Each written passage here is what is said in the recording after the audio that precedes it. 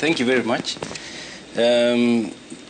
Before developing this model, the Presidential Working Party went across 47 counties. They asked for views of all Kenyans so that they could be able to develop this model. So this model went through public participation, where the Presidential Working Party went across the country, and our parents, students, all of them gave their views. They may not have given views in terms of directly saying, put these 4 categories, but that is the work of experts. You now decipher what you are given, and then you put it in place so that it can be able to assist you deliver what you expected to deliver.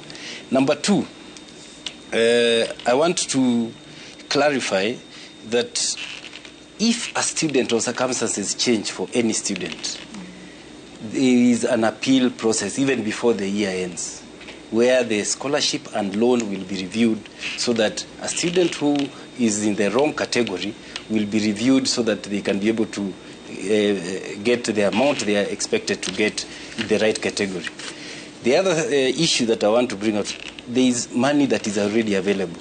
It was alluded to, but I want to confirm in the budget for this year, health funding was increased to 30 billion. This is unprecedented before. The scholarship amount that is allocated only for the first years is 15.9 billion Kenya shillings as we speak today.